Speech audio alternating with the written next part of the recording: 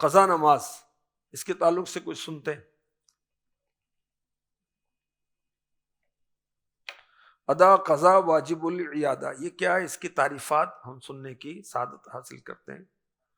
جن چیزوں کا بندوں کو حکم ہے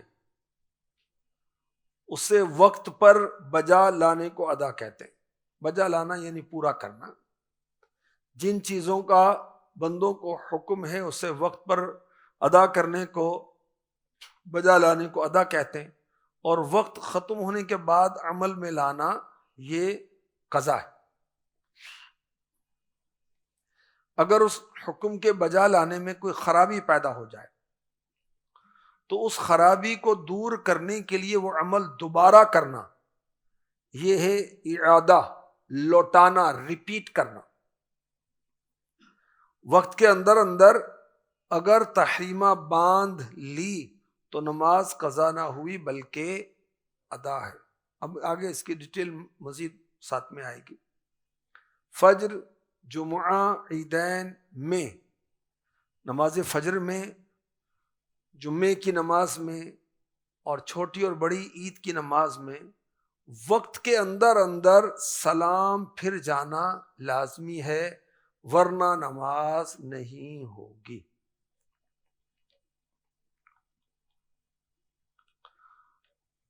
بلا عذر شرعی نماز قضا کر دینا سخت گناہ ہے۔ اس پر فرض ہے کہ اس کی قضا پڑھے اور سچے دل سے توبہ بھی کرے۔ توبہ یا حج مقبول سے انشاءاللہ الکریم تاخیر کا گناہ معاف ہو جائے گا۔ اعتکاف میں بیٹھے تو اب خیال آیا کہ میں نے تو اتنی زندگی بھر نمازیں پڑھی نہیں ہیں، اب وہ توبہ کرتا ہے، اللہ تعالیٰ سے ڈرتا ہے، معافی مانگتا ہے، تو یہ معافی معذرت توبہ کس چیز کی ہو رہی ہے؟ کہ اسے وقت پر نہیں پڑھا، میں نے کیوں چھوڑا ان کو، اور اللہ کی رحمت بہت بڑی ہے، وہ معاف فرمائے گا، اس کی رحمت سے ہم یہ امید رکھتے ہیں۔ لیکن نماز جو ذمہ تھی وہ پڑھنی ہوگی، اور حساب کب سے لگائیں گے؟ لڑکا جو ہے 12 سے 15 سال کے درمیان بالغ ہوتا ہے، تو اب یہ 12 سال سے اپنا شمار شروع کرے گا۔ اب کیسے حساب لگائے؟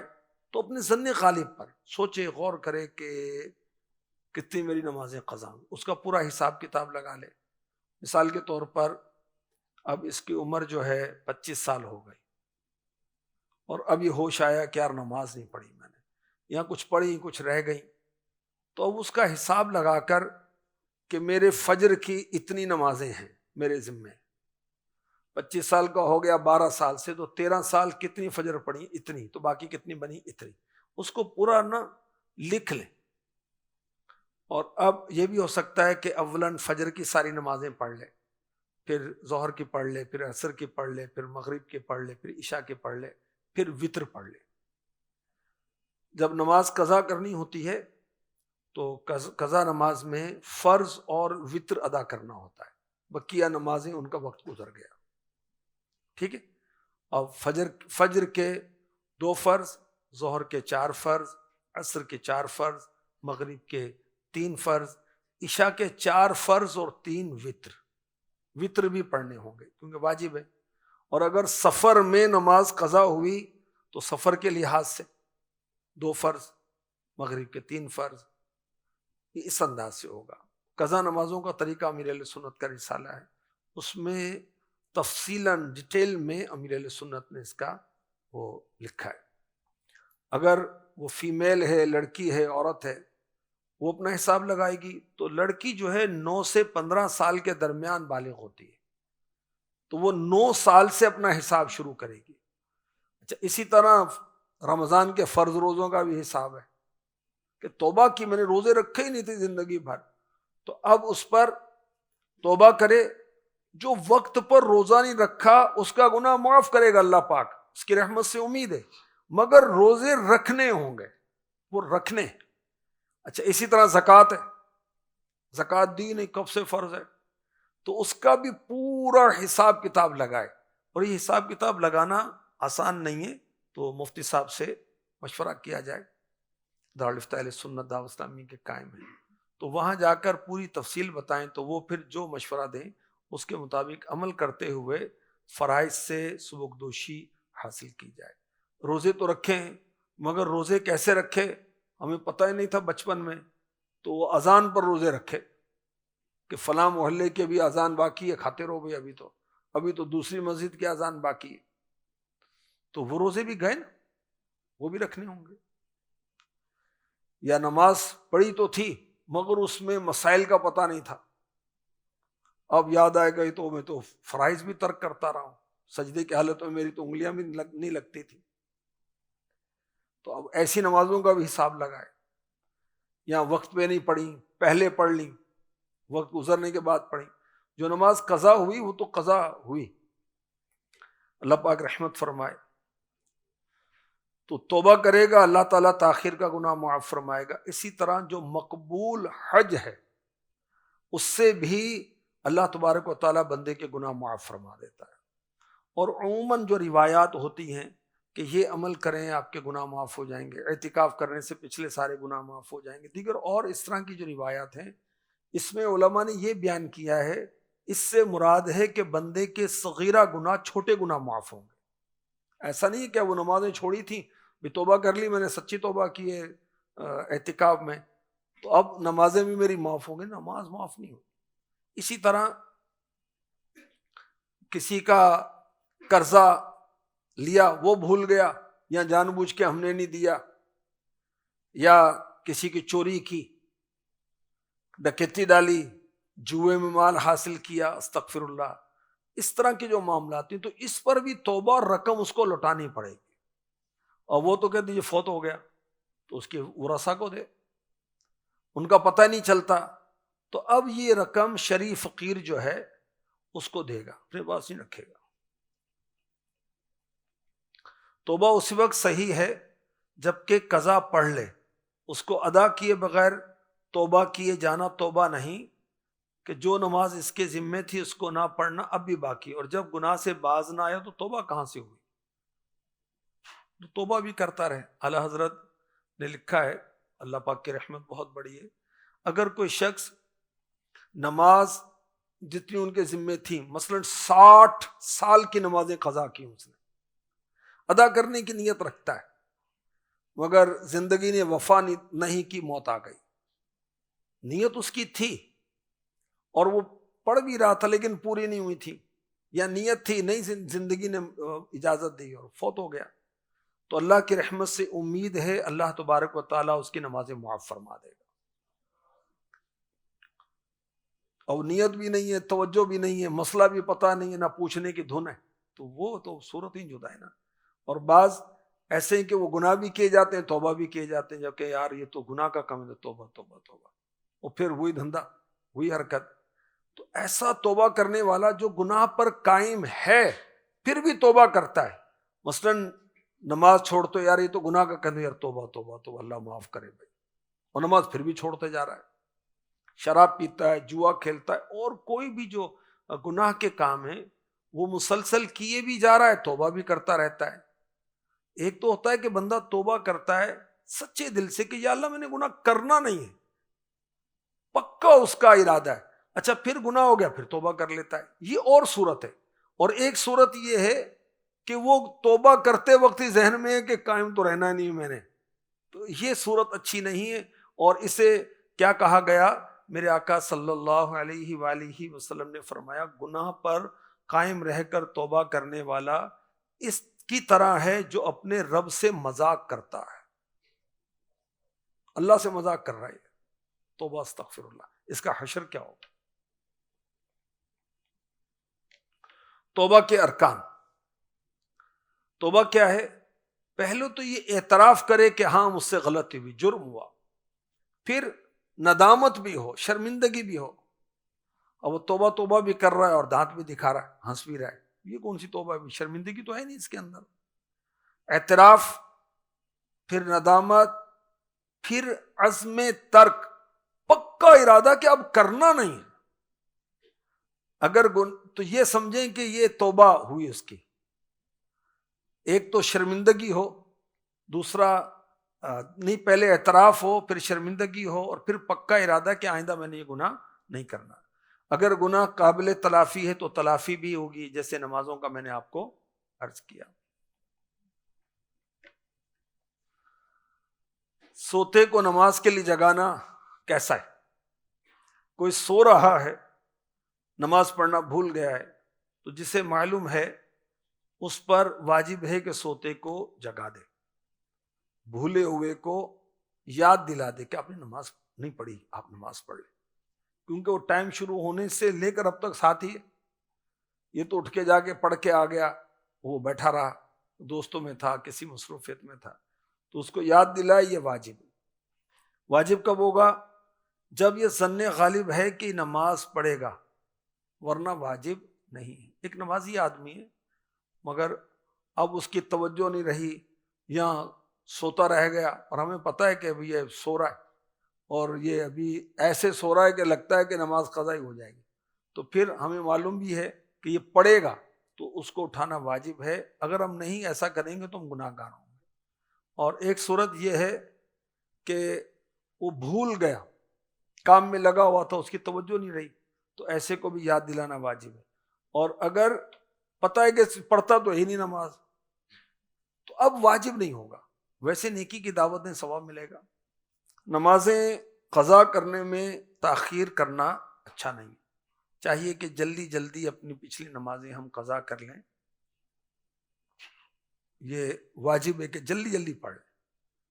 مگر اپنے بچوں کی پرورش کرنی ہے، ان کی ضروریات کو پورا کرنا ہے، تو اب کام، کاروبار، نوکری وغیرہ، جاب وغیرہ کرنی ہوتی ہے، اس کی وجہ سے اگر تاخیر ہوتی ہے تو اب جائز ہے۔ ایسا نہیں کہ کاروبار بھی چھوڑ دے، نوکری بھی چھوڑ دے، کام سب چھوڑ دے، پہلے نمازیں قضا کرے، ایسا نہیں۔ اب اس کے دوران بھی پوری کوشش کرے کہ جتنا ٹائم ملے نمازیں پڑھتا رہے، نمازیں پڑھتا رہے۔ ایک صورت تو میں نے عرض کی کہ پہلے ساری فجر پڑھ لے، پھر ظہر پڑھ لے، پھر عصر پڑھ لے، پھر مغرب، پھر عشاء، ساری جتنی بھی ہوئی پڑھتا رہے یہاں تک کہ پوری ہو جائیں۔ اور ایک صورت ہے کہ ہر نماز کے ساتھ جو نمازیں، فجر کی نماز میں فجر کی نماز قضا کر لے، جو پچھلی نمازیں ہیں۔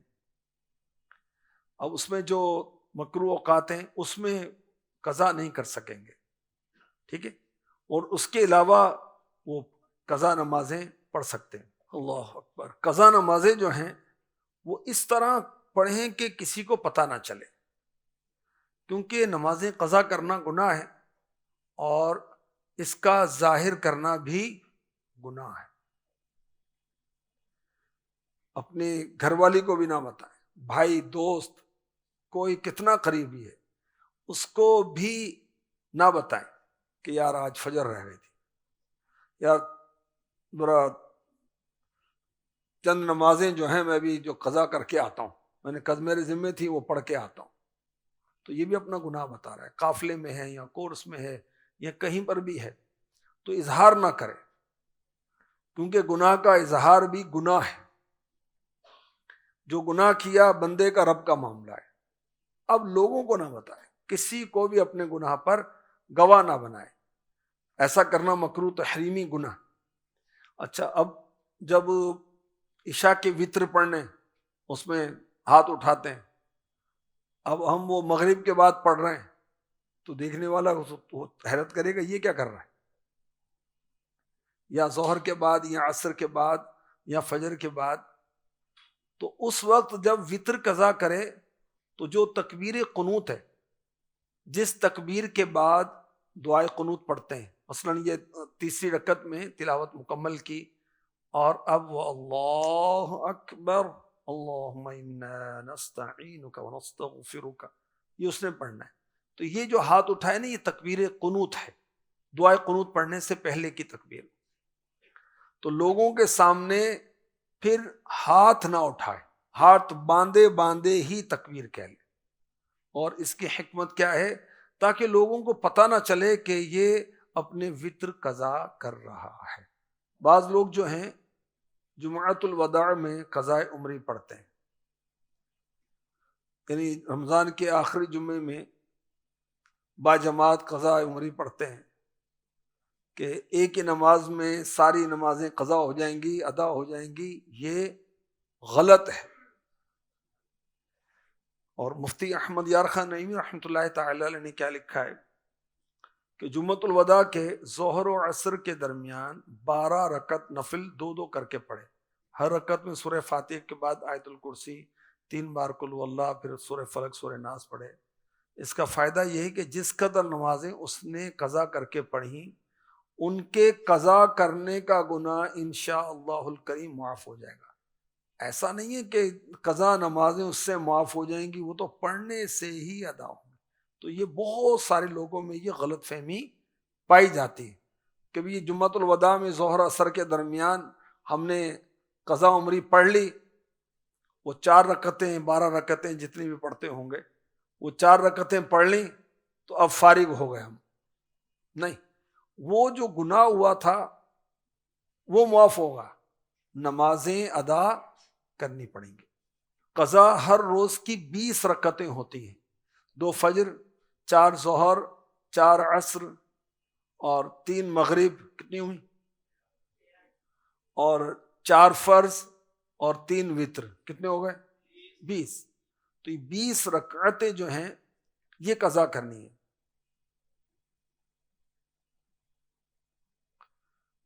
نیت کس طرح کریں گے؟ سب سے پہلی فجر جو مجھ سے قضا ہوئی اس کو ادا کرتا ہوں. مثلا 40 نمازیں ہیں اس کے ذمہ، تو گنتی میں جو پہلی ہے میری سب سے پچھلی وہ میں ادا کر رہا ہوں.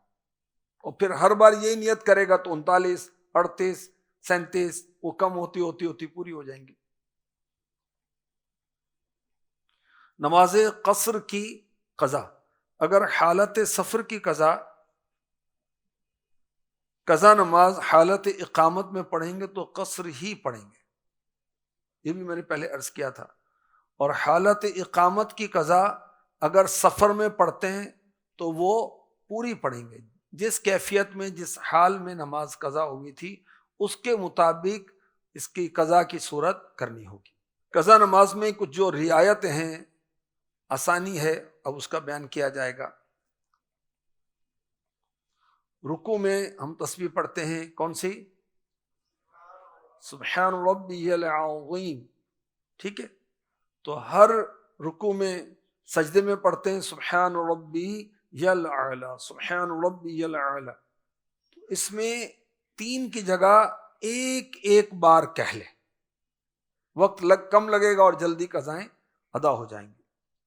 مگر یہ ہمیشہ اور ہر طرح کی نماز میں یاد رکھنا چاہیے کہ رکوع سجدے میں پہنچ جائے سبحان کا سین پھر شروع کرے اور عظیم کا میم ختم ہو چکے اس کے بعد سر اٹھائے، ورنہ وہ بہت تیزی سے جلدی ادا کر رہے ہوتے ہیں. جیسی 3 ویسے پڑھنی تھی ادا ویسی پڑھ لے، یہ بھی طریقہ ہے. تخفیف چاہے تو تخفیف بھی پڑھ لے کہ 3 تسبیحات جو ہیں اس کی جگہ ایک پڑھ لے. درود پاک جو پورا پڑھنا ہوتا ہے اللہم صلی علی محمد وعلی آل محمد کما صلیت علی ابراہیم، یہ پورے جو درود ابراہیم ہے اس کے بجائے مختصر پڑھ لے تاکہ جلدی یہ قضا سے وہ فارغ ہو. اللہم صلی علی محمد وآلہ، صرف اتنا پڑھ لے درود شریف اور سلام پھیر دے. تو یہ قضا نمازیں جس کے ذمہ بہت زیادہ ہیں اس کے لیے دیکھیں یہ رعایت بھی ہے. درود اور دعا کی جگہ، دونوں کی جگہ اللہم صلی علی محمد وآلہ اتنا پڑھ لے. صرف وتر کی 3 رکعت میں دعائے قنوت وہ پوری پڑھے، اور اب وہ وقت چاہتا ہے کہ میں جلدی زیادہ نمازیں قضا کر لوں یا جلدی فارغ ہو جاؤں اس سے، تو رب اغفر لی اتنا پڑھ لے. اور یا رب یا رب یا رب 3 مرتبہ کہے تو یہ بھی وہ قنوت ہو گئی، اس کی دعائے قنوت ہو گئی. اللہم ربنا آتنا فی الدنیا حسنۃ وفی الآخرۃ حسنۃ وقنا عذاب النار، یہ بھی پڑھ لے جب بھی دعائے قنوت اس کی وہ سمجھیں کہ اس کی جگہ یہ ہو گیا. لیکن افضل وہی ہے کہ جو دعا منقول ہے وہی دعا پڑھی جائے.